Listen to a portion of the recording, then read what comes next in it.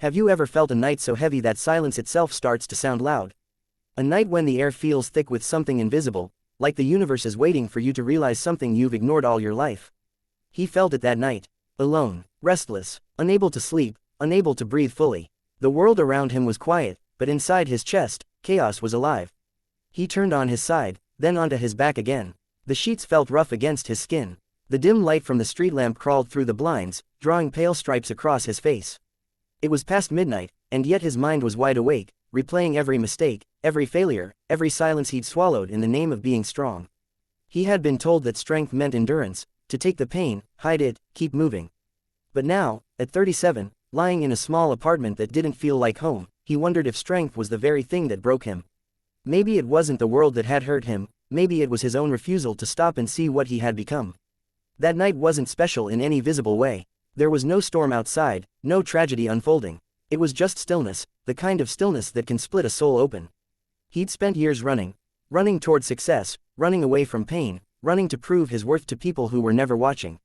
But you can't outrun yourself. Not forever. He rose from bed, walked to the window, and looked out at the city. The lights blinked in the distance like a dying constellation. Somewhere out there, life was happening, laughter, traffic, love, betrayal, but here, inside this small room, the world felt like it had stopped. He whispered to himself, something has to change. And that's where it began, not with a plan, not with motivation, but with surrender. He didn't know it then, but he was about to stumble upon truths that would shatter everything he believed about life, pain, and control. That night would become the first chapter of a rebirth, guided not by emotion, but by ancient wisdom that has outlived empires, Stoicism. He sat at his desk and opened a notebook that had been empty for years. The cover was worn, the pages slightly yellowed, but it felt right, like it had been waiting for this moment. He wrote one sentence: just one night can change your life. And then, below it, another: if you are willing to face yourself. For hours, he sat in silence, letting the weight of those words fill the room.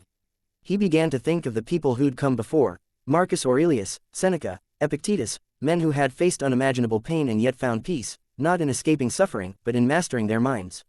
He had read their quotes before. He had seen them on social media, on coffee mugs, in captions under gym photos: the obstacle is the way, you have power over your mind, not outside events. But tonight, for the first time, they didn't feel like quotes. They felt like doors. He wondered what it would mean to actually live by those words, not just admire them. So he began to write, not for anyone else, not for the world, but for the part of himself that had been waiting for truth. He called the first principle: you control nothing, except your mind. He stared at those words for a long time. At first, they felt uncomfortable. Control had been his illusion. He tried to control outcomes, people, love, time, but every time he lost something, it felt like a personal failure. Now, he realized it was never his to control in the first place. He remembered the girl who left him without warning, the promotion he didn't get after years of effort, the parent who never said, "I'm proud of you." Every one of those wounds had been born from trying to control what wasn't his. He whispered to himself, you control your mind, that's it. And suddenly, everything else began to fall into place. He felt his breathing slow down. The tightness in his chest began to ease. It wasn't peace yet, but it was something close. He turned the page and wrote, Principle 2, what happens, happens for you, not to you. He leaned back and closed his eyes. The phrase felt impossible to accept. How could suffering be for him? How could heartbreak, failure, loss, how could that be a gift? But Stoicism doesn't promise comfort, it promises freedom. He remembered his worst day. The day he lost his job after a decade of loyalty. The humiliation, the anger, the disbelief. But what came after that? The courage to start something new. The humility to admit he had been living without purpose. The strength to stand alone. That day, he realized, had been his teacher. He took a deep breath. What if everything that ever happened to me wasn't meant to hurt me, but to wake me up? For the first time, he smiled, not because things were good, but because he finally understood that they didn't have to be. Hours passed, and the night grew deeper. But inside him, something began to rise. Not excitement, not hope, something quieter, clarity. He wrote again, Principle 3, don't let emotion rule the mind. He laughed softly. That's easier said than done. But Stoicism wasn't about pretending not to feel. It was about feeling everything, without letting it command you. He remembered all the times anger had destroyed him, not others, him. Every grudge, every argument, every night he lay awake replaying words that were already gone. Emotion was a storm, and he had always stood in the middle of it. Now, he wanted to step back and watch the rain fall instead. He realized something profound. Stoicism isn't about being unfeeling, it's about choosing which feelings deserve your energy. That thought hit him hard.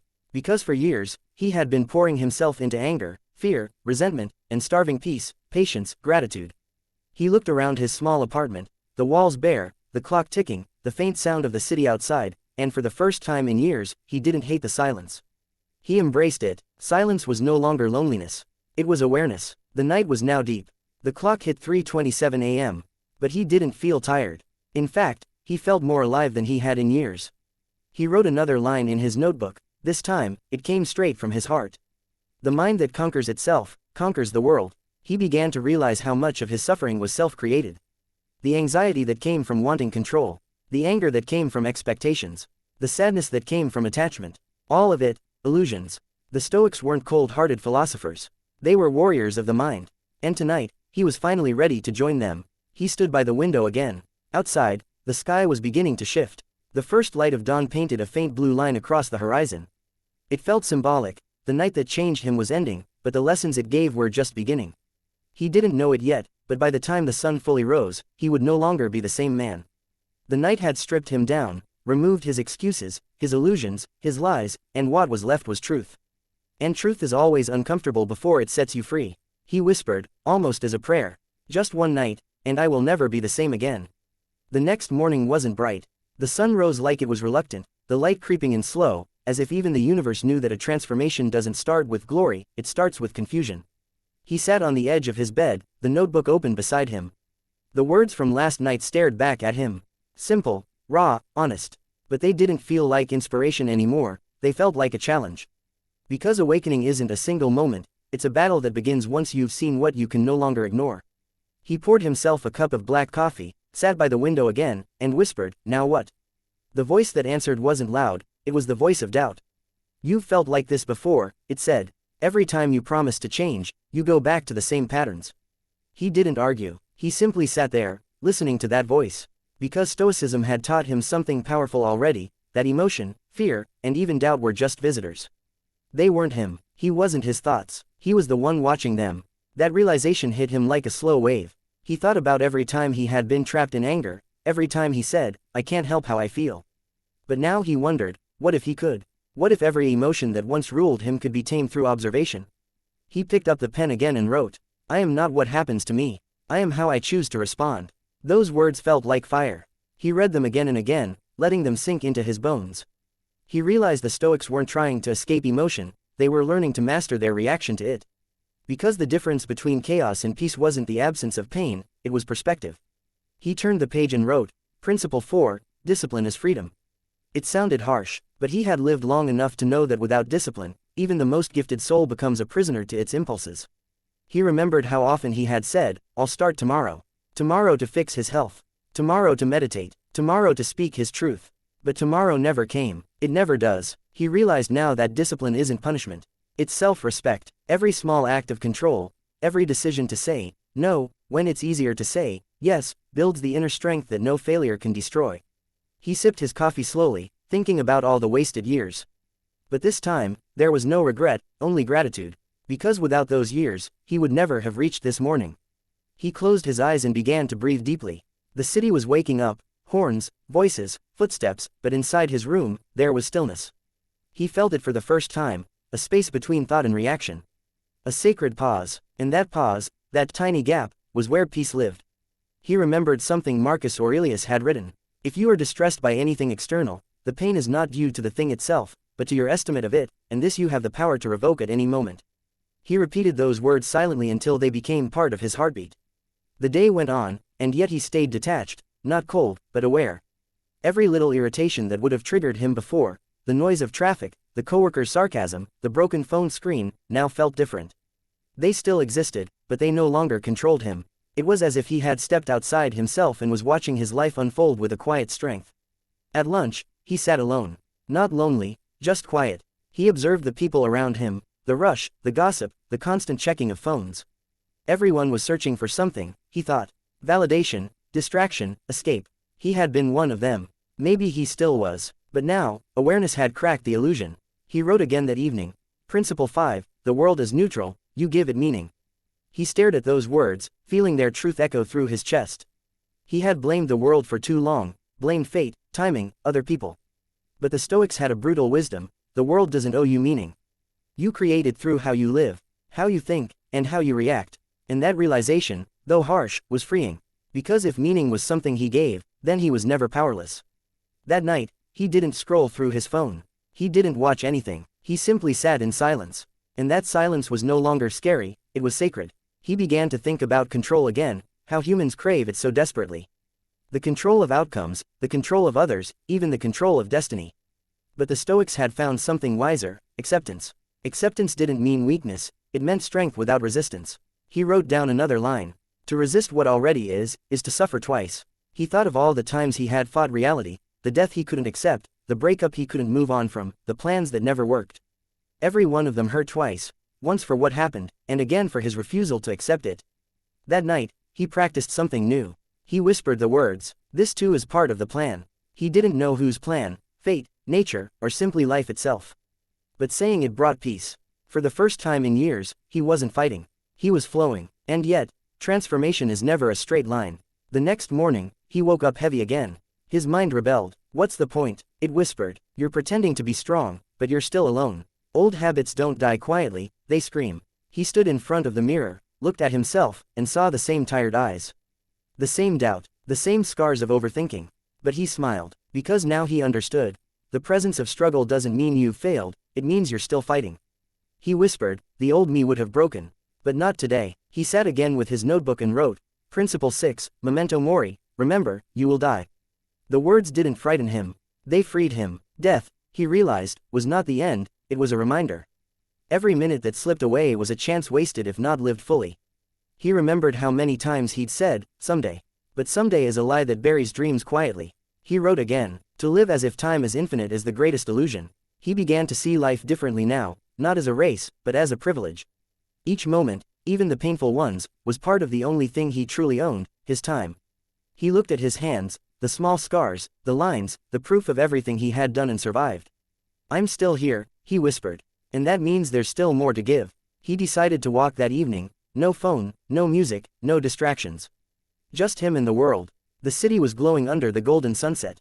Every sound felt richer, every color deeper. He noticed things he had never seen before: the shape of clouds, the rhythm of footsteps, the scent of the earth cooling after heat. That's when he understood Principle 7, focus only on what you can control. His breath, his attitude, his effort, that was all. Everything else, noise. He realized how much of his life had been wasted trying to change things that didn't belong to him. But now, with each step, he let go of expectations, of judgment, of the illusion of perfection. Each exhale was a release. And for the first time, he felt light.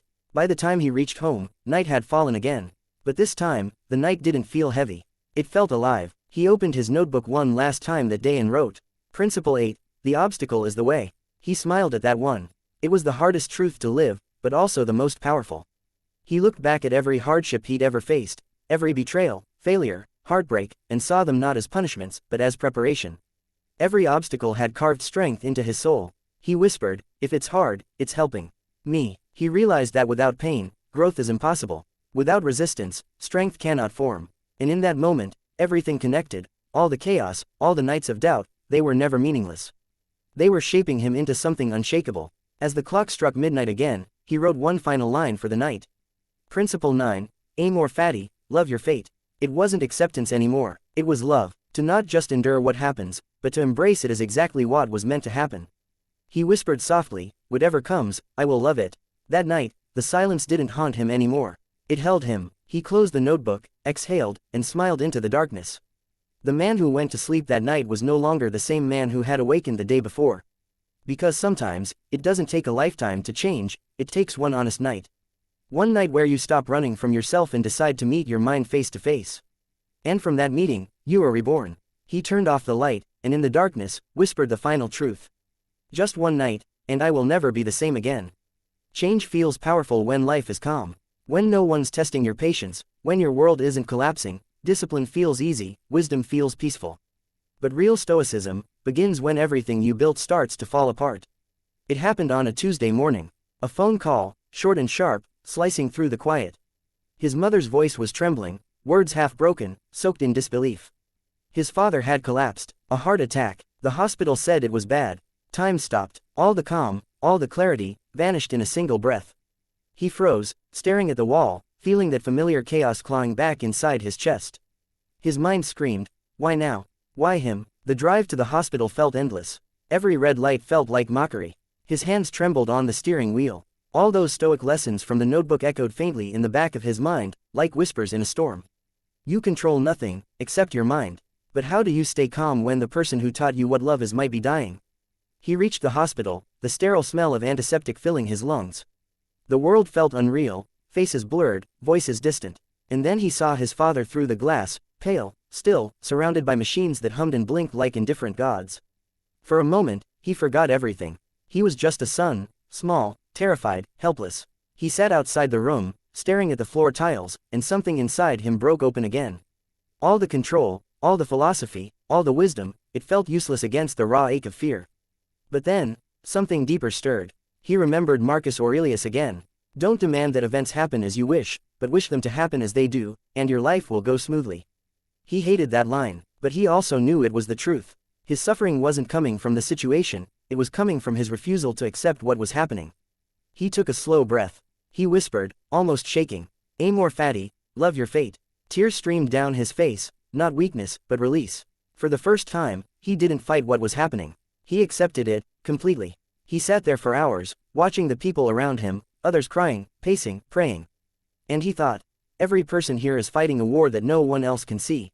It humbled him. Pain was no longer his enemy. It was his teacher. He realized, Stoicism isn't about not feeling. It's about not drowning in what you feel. He closed his eyes, and with every breath, he repeated silently. This moment, too, is mine. I choose how I meet it. When his father finally opened his eyes the next morning, weak but alive, something shifted inside him forever. It wasn't gratitude alone, it was awareness. Life was fragile, unpredictable, and completely out of his control.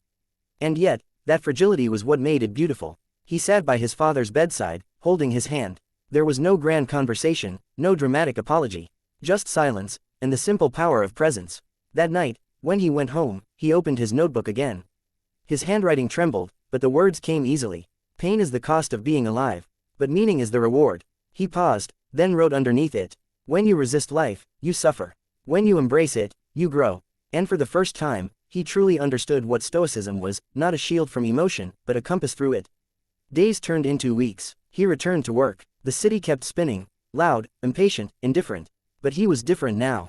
People noticed it too. He didn't react the same way anymore. When someone insulted him, he didn't defend himself, he just smiled. When plans failed, he didn't curse fate, he adjusted. When he made mistakes, he didn't drown in guilt, he learned, then moved forward. He wasn't chasing happiness anymore. He was building peace. He began to notice something else. The world hadn't changed, but his lens had. Where he once saw frustration, he now saw opportunity. Where he once saw unfairness, he saw training. Life wasn't against him, it was shaping him. One afternoon, while leaving work, it began to rain heavily. Everyone around him rushed for cover, people groaning, cursing the weather, shielding their heads with briefcases. But he stopped. He looked up at the sky, feeling the cold rain on his face. For a long moment, he just stood there, eyes closed, arms slightly open. The rain didn't bother him anymore. It just was. He whispered to himself, the world is neither good nor bad, it's my judgment that makes it so. He smiled. That was freedom, but the universe wasn't done testing him yet. One evening, he got an email. The company he worked for was downsizing. His department would be dissolved within 2 weeks. No severance, no backup plan. The old him would have panicked. But this time, something inside him stayed still. He stared at the screen and said softly, the obstacle is the way. He didn't deny the fear, he just refused to let it rule him. He sat quietly for a few minutes, thinking. Then he opened his notebook again and wrote, every end hides a beginning. That night, he walked through the city again, past glowing windows and empty streets. And somewhere between the streetlights and the silence, he realized something that Stoics had known for centuries. You can lose your job, your status, your possessions, but you can't lose your character. And character is the only thing you truly own. He smiled to himself. The world could take everything away, and he would still be free. The next morning, he made a decision. He wouldn't search for another job right away. He would build something of his own, something that aligned with what he'd learned. He didn't know what it would be yet, but it would come from peace, not panic. He spent the following days simplifying his life, selling unnecessary things, cutting out toxic distractions, focusing only on what added value. And in that simplicity, he found clarity. Each morning, he read a passage from Meditations by Marcus Aurelius. Each night, he wrote his reflections. He was no longer chasing transformation, he was living it. Weeks later, he visited his father again. The man was weaker, older, but peaceful. As they sat together in silence, his father said quietly, "You've changed. There's calm in your eyes I've never seen before." He smiled softly. "I just stopped fighting what I can't control." His father nodded. "That's harder than it sounds." He replied, "It's harder not to." They both laughed quietly, and in that moment, no words were needed. That night, he returned home and looked around his small apartment. It was still the same walls, the same window, the same silence. But he was different. He sat down one last time with his notebook, the same one that had carried him through the darkest night. He turned to the last page and wrote, "I no longer seek to change the world. I seek to master myself." And through that, the world changes quietly. He closed the notebook, placed it on the desk, and took a deep breath. The night outside was silent again, but this time, it wasn't heavy. It was calm, and in that calm, he realized the truth that every Stoic eventually learns. You don't become unbreakable by avoiding pain. You become unbreakable by embracing it, and still choosing peace. He stood by the window, watching the faint reflection of himself in the glass. For the first time, he didn't see a man running from his past. He saw a man walking with it, shoulder to shoulder. And somewhere deep within, a quiet voice whispered, "You did it, you faced the night, and you didn't break." He smiled, a small, knowing smile, and whispered back, "No, I became whole."